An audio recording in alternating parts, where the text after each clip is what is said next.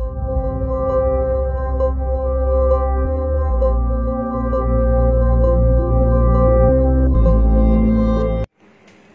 friends, welcome to Sheila's 5 Stars Kitchen. இன்னைக்கு நம்ம என்ன செய்ய போறோம்னா அதிரச மாவு எப்படி கிண்டி வச்சுக்கணும். முன்னாடி அதிரசம் சுடுறதுக்கு முன்னாடி மாவு கிளறி வச்சுப்போம் பாத்தீங்களா, அது எப்படி கிளறி வச்சுக்கணும், அதுக்கு எப்படி அரிசி காய வச்சு எடுக்கணும் அப்படின்றத இப்போ நான் சொல்றேன். இந்த பச்சரிசி மாவு பச்சை அரிசின்னு கேட்கணும். கடையில் மாவு பச்சரிசி வாங்கினீங்கன்னா தான் நல்லா இருக்கும். உள்ளே இருந்து நிறைய மாவு நிறைய வரும். நம்ம சாப்பாட்டு அரிசி பச்சரிசி நீங்கள் வாங்கினீங்கன்னா அது நீங்கள் அரைக்கும் போது மாவு காணாது, கம்மியாக தான் இருக்கும். 1 கிலோ இடிச்சா கூட அது கம்மியாக இருக்கும், மாவு வந்து பொங்கி வராது.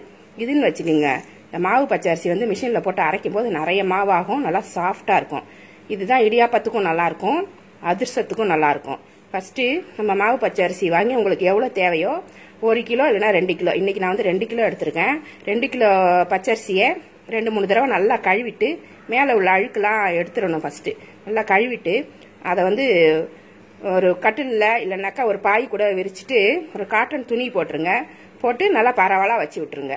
நல்லா ஃபேன் போட்டாலும் சரி, கொஞ்சம் நேரம் வெயிலில் வச்சா போதும். வெயில்னா கொஞ்சம் நேரம், ஒரு 1/2 அன் ஹவர் வச்சா போதும். ரொம்ப காயக்கூடாது. அந்த மேலே உள்ள நம்ம கழுவுன தண்ணி ஈரம் இருக்கும் பார்த்தீங்களா, இந்த தண்ணி போயிட்ட உடனேவே நம்ம எடுத்துடணும். அது பாருங்க, இல்லை தண்ணி இல்லை, ஆனால் அரிசி வந்து ஈரமாக இருக்குது, கையில் ஒட்டுது பாருங்க, அந்த மாதிரி ஒட்டணும். அதுதான் இதோட பக்குவம். இந்த மாதிரி எடுத்துக்கணும். இந்த மாதிரி எடுத்துட்டு இந்த மிஷினில் கொடுத்து குறகுறப்பாக அரைக்கக்கூடாது, நைஸாக நுணுக்கி கொடுங்க அப்படின்னு சொல்லி இடிக்கிற மிஷினில் கொடுத்து இதை வந்து இடிச்சிக்கணும். இது வந்து நைஸாக இடிச்சிக்கணும். அப்போ தான் வந்து அதிரசம் வந்து பிரிஞ்சு போகாது. நல்லா தட்டும்போது நல்லா சாஃப்டாக நம்மளுக்கு தட்டுறதுக்கு நல்லா வசதியாக வரும். அதிரசமும் நல்லா சாஃப்டாக டேஸ்ட்டாக வரும். இதை நம்ம வந்து மாவை இடிச்சிட்டு வந்துட்டு அதுக்கப்புறம் நான் எப்படி பாகு வைக்கிறேன், இது எப்படி மாவு ரெடி பண்ணுறேன்றதையும் நம்ம பார்க்கலாம். அதுக்கு முன்னாடி நம்ம சேனலை சப்ஸ்கிரைப் பண்ணி வச்சுக்கோங்க, கூடவே இருக்கிற பெல் ஐக்கனை ப்ரெஸ் பண்ணி வச்சுக்கோங்க. Thank you friends. இப்போ மாவை வந்து இடிச்சிட்டு வந்தாச்சு. அது எப்படி இருக்குன்னு பாருங்க. பாருங்க, இப்படி நைஸாக இருக்கணும், நொரப்பு இல்லாமல் நைஸாக இருக்கும். நொரப்பாக இருந்துச்சுன்னா நம்மளுக்கு வந்து அதை அதிரசமாக தட்டும்போது அது வாட்டப்படாது, டேஸ்ட்டும் ஒரு மாதிரி நொரன்னு இருக்கும். அது சில பேருக்கு பிடிக்கும்.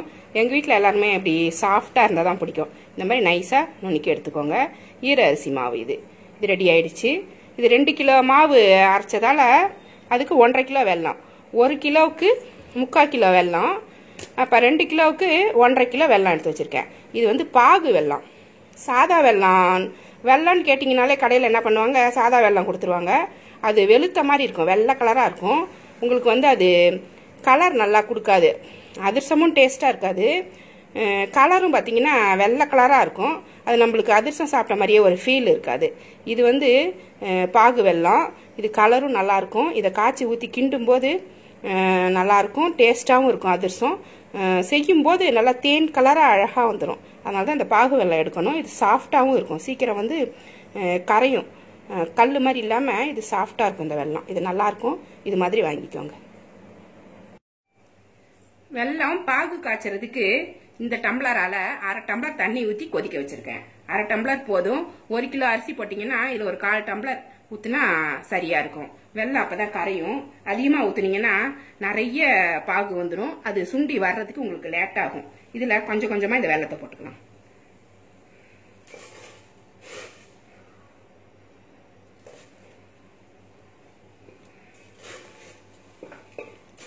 சிம்மில் வச்சுட்டு போட்டுருங்க.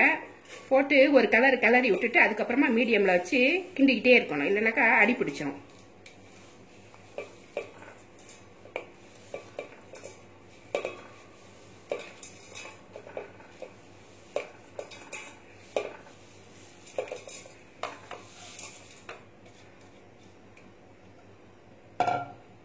இப்போ மீடியமில் வச்சு கிளறி விட்டுக்கலாம்.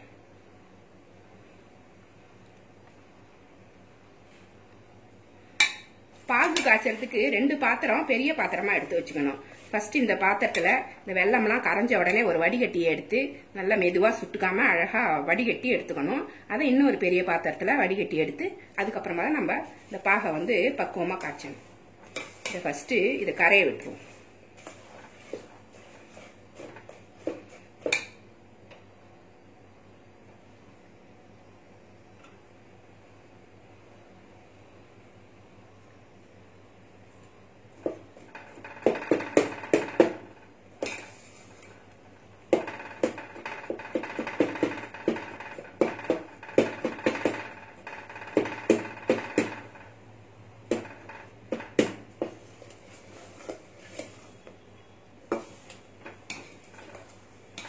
இந்த கட்டியெல்லாம் நல்லா நசுக்கி விட்டுறணும்.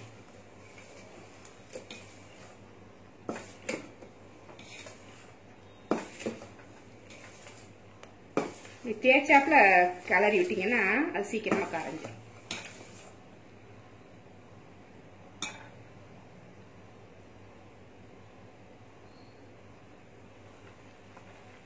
வெள்ளம் நல்லா கரைஞ்சிடுச்சு.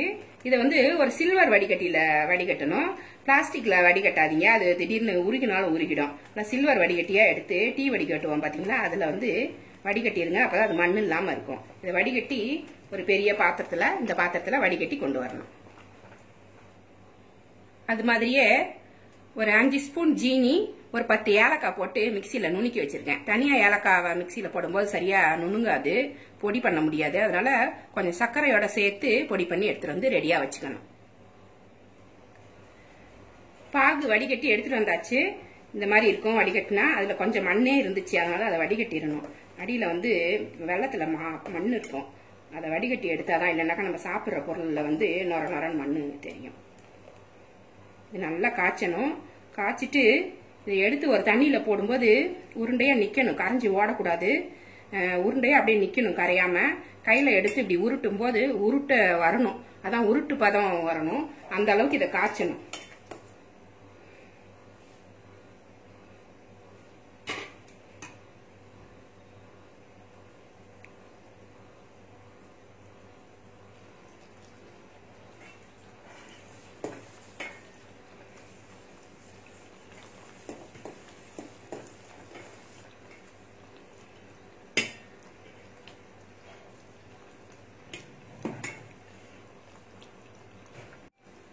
பாகு நல்லா காஞ்சிருச்சு.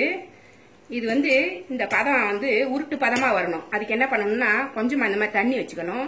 தண்ணியில கொஞ்சமா இதை எடுத்து ஊத்தணும். இப்படி கொஞ்சம் ஊத்திட்டு இந்த கையால இப்படி எடுத்தீங்கன்னா கரெக்டா உருட்டுறதுக்கு வரும்.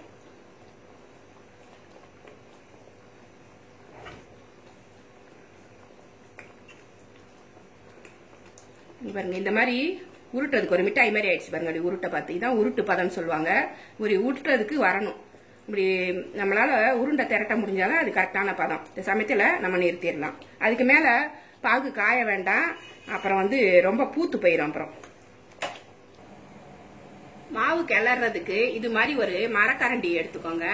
மரக்கரண்டியோட காம்பால தான் நம்ம கிண்ட போறோம். இல்லைன்னாக்கா மத்து இருந்துச்சுன்னா அதோட காம்பால கிண்டலாம்.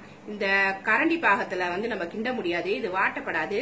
அதனால இந்த காம்பை வச்சு இந்த மாவை கிளறலாம். ஃபர்ஸ்ட் என்ன மாதிரியே அப்படி கீழே உட்காந்துக்கோங்க. நின்னுக்கிட்டு நம்ம கொஞ்சம் கொஞ்சமா ஊத்தி கிளறும் போது அது வாட்டப்படாது. இந்த மாதிரி கீழே உட்காந்துக்கிட்டு 2 காலால அப்படி பிடிச்சிக்கோங்க. கீழே எல்லாம் கடையும் பாத்தீங்களா, அந்த மாதிரி நல்லா உட்காந்து இந்த பாத்திரத்தை, மாவு பாத்திரத்தை நல்லா காலால நல்லா கெட்டியமா பிடிச்சிட்டு கொஞ்சம் கொஞ்சமா பாகை வந்து இந்த மாவுல ஊத்தி கிளறணும்.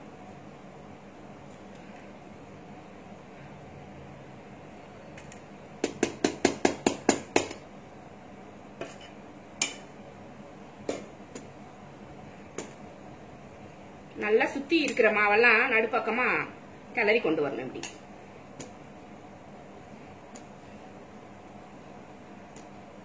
இந்த மரக்கரண்டி தான் வசதியா வரும். சில்வர் கரண்டி யூஸ் பண்ணீங்கன்னா வளைஞ்சிரும். இந்த பாகுக்கு எல்லா வெள்ளை மாவும் வரணும். வெள்ளை மாவெல்லாம் இழுத்து அந்த பாகுல கொண்டு வந்து சேர்க்கணும். அடியோட கிளறணும். இப்படி கீழே உட்காந்துக்கிட்டீங்கன்னா தான் அது வசதியா வரும். அடியில வெள்ளை மாவு தெரியுது, அங்கேயும் ஊத்திடலாம். எங்கெங்கெல்லாம் வெள்ளை மாவு தெரியுதோ இந்த பாகை வந்து அப்படி ஊத்தி மேட்ச் பண்ணி விடுங்க. எல்லாத்தையுமே இதுல ஊத்திடலாம்.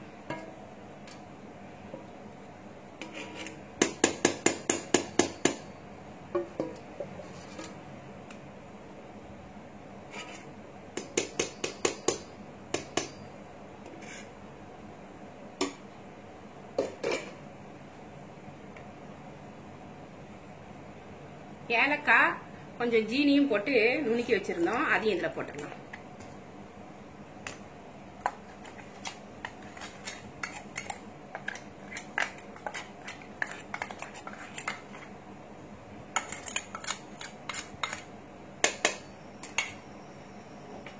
எல்லாத்தையுமே சேர்த்து கிளறி விட்டு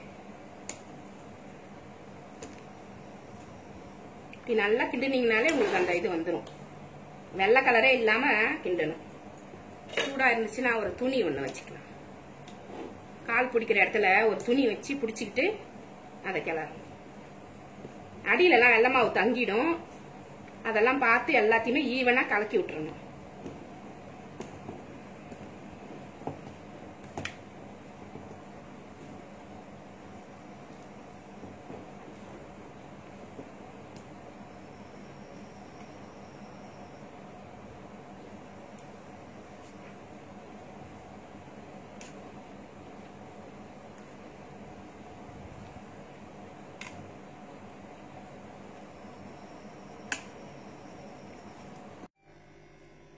இது மாதிரி மாவை ஈவனா கிளறி எடுத்து வச்சுக்கோங்க.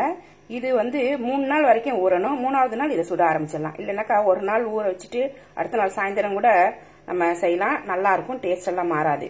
ஒரு நாள் ஊறி ஃபுல்லா ஊறிடும். அடுத்த நாளும் காலையிலேருந்து சாயந்தரம் வரைக்கும் ஊறும். அதுக்கப்புறம் அடுத்த நாள் சாயந்தரமா இதை செய்யும் போது ரொம்ப டேஸ்டா இருக்கும், சாஃப்டா இருக்கும். இதை அழகா ஒரு பிளாஸ்டிக் பேப்பர்ல எண்ணெய் தடவிட்டு கொஞ்சமா ஒரு பால் மாதிரி எடுத்து நல்ல வடை மாதிரி தட்டி விட்டுருங்க. நடுவில் ஒரு ஓட்டை போட்டுட்டு எண்ணெய் காய பார்த்து ஒன்னா போட்டு எடுங்க.